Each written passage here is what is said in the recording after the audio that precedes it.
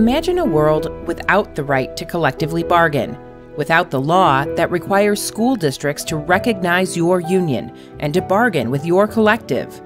Instead, Illinois is a world filled with 25 strikes a year and more than 200 illegal strikes over the course of a decade.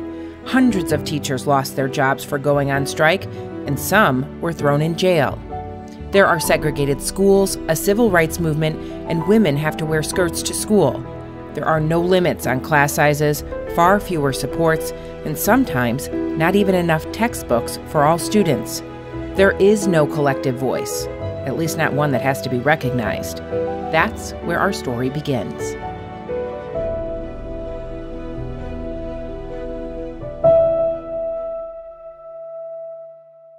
So the years without a contract were basically whatever the board wanted to give you in the form of salary and whatever they wanted to do in the form of working conditions is what you lived with. But we didn't know any other way.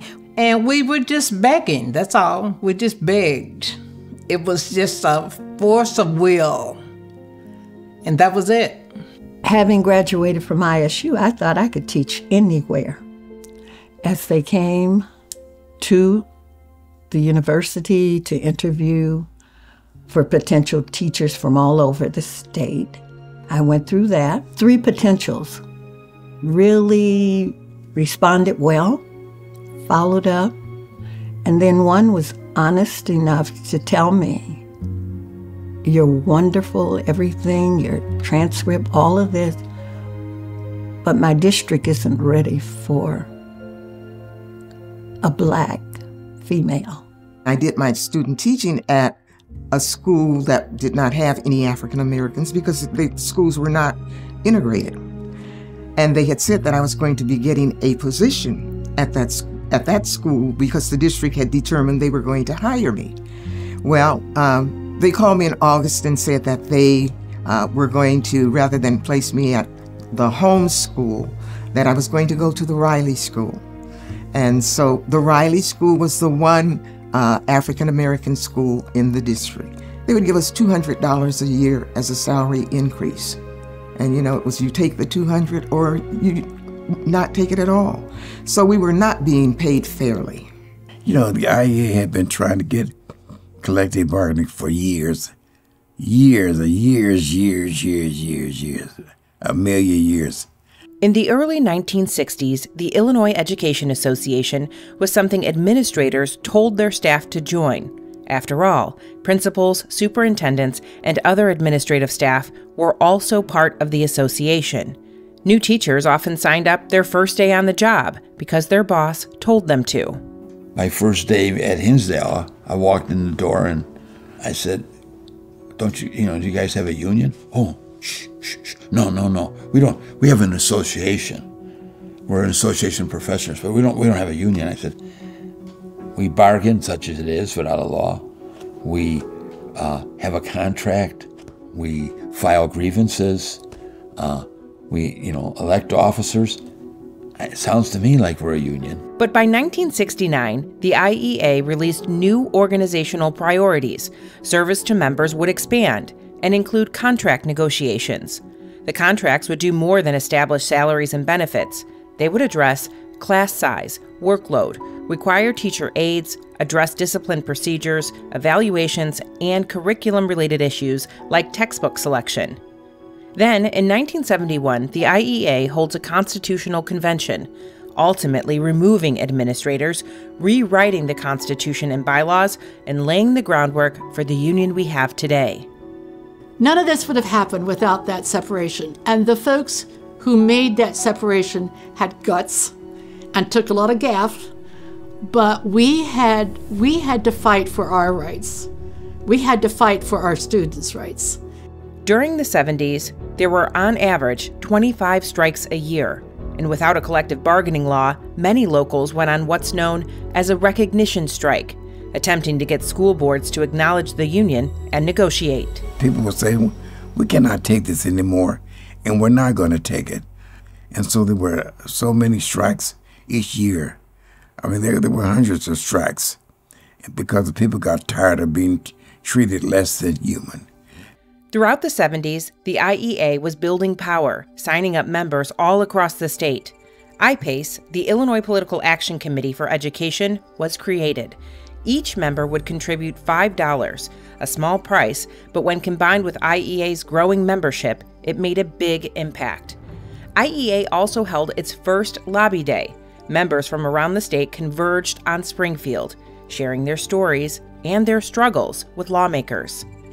The number of UNISERV directors more than doubled during this time, and by the mid-70s, there were more than 350 IEA locals throughout every county around the state, enshrining IEA as the frontrunner in the organizing wars with the Illinois Federation of Teachers, or IFT. Now, the IEA had money and muscle, and their recommendations for elections were powerful. Holding recommendation hearings all over the state for every level of government, IEA members were making sure those elected, regardless of their party, supported public education and a collective bargaining law. So we were definitely a political powerhouse in the late 70s, and we only got stronger. We endorsed Republicans and Democrats. We always have. We always will, as long as folks in both parties support public education. While all of that was happening publicly, things were also changing internally at the IEA. In 1973, Reg Weaver ran for president and lost. That's when IEA's people of color formed a caucus and started attending meetings. And I'll never forget Kurt Plott, who was the executive director at the time. He said, "Reg, you better organize the minority caucus." At the time, there were not that many black folks and brown folks going to the IEA convention. And he said, "Reg, you need to organize them." And our initial was just to grow the organization, just to have more minority members aware of what IEA offered, because it offers training, learning, exposure you can't buy. But if you get involved, you get it all. Then, in 1978, Republican Governor Jim Thompson was running for re-election. He won by about 5,000 votes. And IEA was the only union to back him. Big Jim recognized his path to victory was paved, in large part, by the IEA. He pledged his support to the union's collective bargaining law. And I believe it was in 1979, 1980, Governor Thompson. And he said, "You get it to my desk and I'll sign it." He felt strongly that his election victory over Adlai Stevenson in 1980 was due to the IEA. They were the only union that supported him. Teachers turn out to vote in big numbers, and he recognized that. He felt that in a very, very razor-thin, close election, it was clear that they pushed him over the top. The time was just right for education. After years of working his way up through various leadership roles, IEA elected Reg Weaver as its first black president in 1981. Reg continued to push membership recruitment efforts around the state, reinforcing the strong organizing culture that continued to define the IEA. And I think Reg was the right person for the right time. He worked well with other legislators to help get this passed. And he had strong relationships throughout the association. He just was good with other labor leaders, with members of the General Assembly, with teachers and administrators. He just did a nice job for the IEA in that time period. He turned the whole organization around. He was very good at creating a positive atmosphere. His election was a turning point for the IEA. You know, I just tried to figure out some kind of way to bring these folks together, because I knew that if we were not able to come together, we would not be successful as an organization. But at the end of the day, my motto was, bring me some members. During that time, IEA's Government Relations Director, Ken Bruce, remembers it this way, quote, "The election of Harvey teachers, Reg Weaver, Pearl Mack, and Ann Davis to top leadership positions in the early 1980s greatly enhanced our influence among the emerging African American leadership in the General Assembly. especially on Chicago's South Side and the South Suburbs. And we were very successful in terms of having legislators elected that we had campaigned for. And so with their campaigning for legislators who were going to speak and advocate for the issues that were of importance to us, it made a difference. With the minority caucus's help, the union was building momentum and creating a reputation for itself in Springfield and beyond. And IEA continued, without the help of other unions, to push for a collective bargaining law. We would pass a little thing and celebrate that. And then in 2 years, we would pass something a little bit larger. And then in 2 years, I really think that one of the problems that folks have today is thinking it all comes at once. And maybe some things do, but the vast majority of legislative wins are a little bit at a time. Then, in 1981, the Elgin teachers went on strike, and this time, the teachers weren't fired. 3 member leaders, Ed Schock, Kathy Thomas, and Rupert Searcy, along with their IEA Uniserv director, Bob Jensen, were sent to jail after a judge ordered them back to work, and they refused to comply. I'll never forget the words. He remanded us to the custody of the sheriff. It took a lot of courage. When people know the end of the story, it's a lark, or some thought so. But it isn't a lark when you don't know how it's going to end, and you know you're responsible for leading an organization that's doing something that could cost people their jobs. Later that year, IEA finally gets a win. The mini collective bargaining bill passes the legislature and Thompson signs it into law. It took more than a decade to get something on the books, and it wasn't everything. This law forced school districts to recognize unions, but it did not require them to bargain with the union. So we said, okay, well, that's good. That's the beginning. But we got to do something to make it more comprehensive, and something that people will do, that you have to negotiate whether you want to or not. So we went back to the drawing board. The law took effect in 1982. Everything was working together. IEA influence and power was growing, both in the capital and around the state. IEA was building a reputation as a political powerhouse, not affiliated with any one political party, but as the leaders of the education party. Jim Thompson was now the governor and had pledged to back IEA and sign a bill. And President Reg Weaver brought everyone together and inspired them to take action.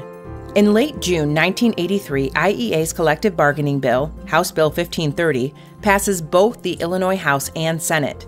The bill, officially known as the Illinois Educational Labor Relations Act, the IELRA, was wide-sweeping and comprehensive. It created the Illinois Educational Labor Relations Board to oversee the relationship between education unions and their school districts. And it did what the 1981 law did not. It required school districts to recognize and bargain with unions. After a while, it became clear, based on what other states were passing, what a really good collective bargaining law would look like. In fact, the law that eventually passed today is probably the best law in the country. Most comprehensive, best by far in terms of its language. I think it's allowed teachers to take control of education. It's allowed us to be much more vocal about the working and learning conditions of students, the professional development of teachers, growth of teachers, teacher evaluation, the things that are important when you evaluate teachers, the things that are important to help teachers grow and be more effective, the kind of programs that teachers need to grow and be more effective.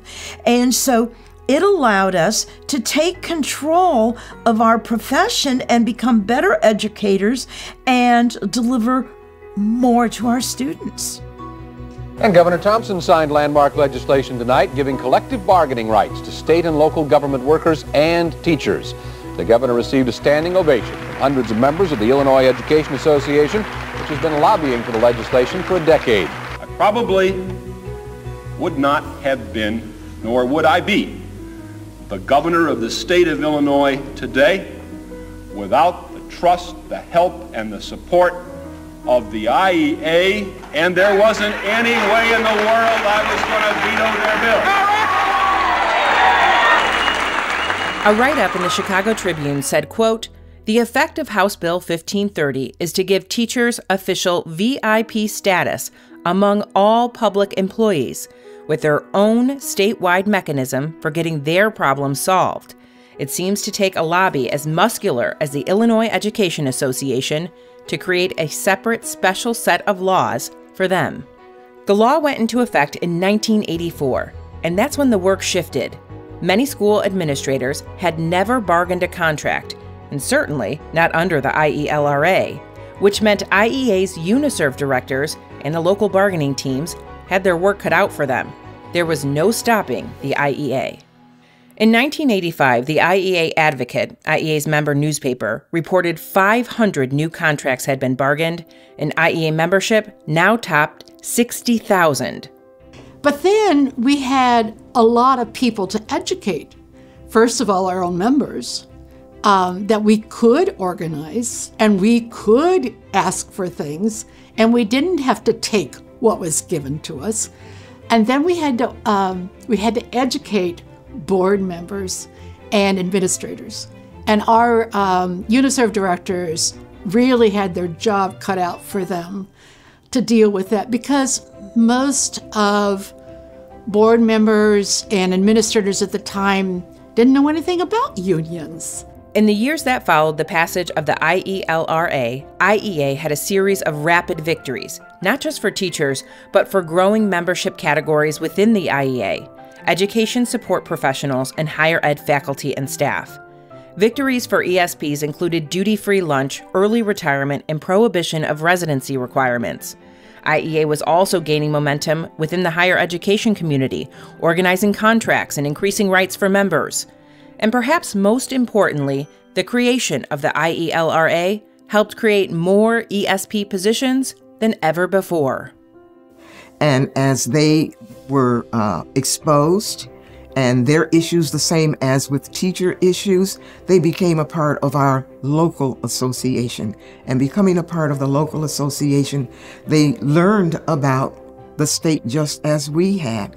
And as their issues were being solved and their contracts were being bargained with, again, the assistance of our UNISERV directors, their exposure to IEA became greater, and they saw the benefit of being members of IEA, because IEA was going to give the training to the members so that they could, in their locals, bargain. They could, in their locals, be a part of the curriculum planning, all of those things that impacted their lives. In the decades that followed, IEA continued to solidify its position as the advocacy union for all public education employees in Illinois. In 1999, we surpassed 100,000 members. It's just amazing that when we work together, we get more, and collective bargaining caused that to happen. Today, we are the largest union in Illinois. We've solidified our right to collectively bargain by working alongside other unions to make sure the Workers' Rights Amendment was added to the state constitution, further protecting our right to a collective voice and collective action. And I think we have to realize that people have many, many advantages today that they would never have had without the help of unions. And I'm very proud to be a union member. But this is not where the story ends. The attacks against public education have only gotten louder and more persistent. Our students need us. Our union needs us. Public education needs us. We have to move forward remembering who we are and where we've come from, making sure all educators know about the struggles we've overcome so they have the inspiration and drive to push us forward in the future. Because some people today take collective bargaining for granted. And I think it's real important that they know the history. They have to know the history of how we got where we are. They need to know the battles that we fought, from having no maternity leave and not being able to wear slacks, and having no personal leave and having no say in curriculum, to where we are now. They need to know what the fights were that we fought to get where we are, so it never goes back there again. We worked like hell to get it. And I hope all members understand and appreciate and work like hell to keep it. I think it's absolutely important that our people know how we got it, what it took to get there, and why it's important for us to continue to do things to make sure that we don't lose it.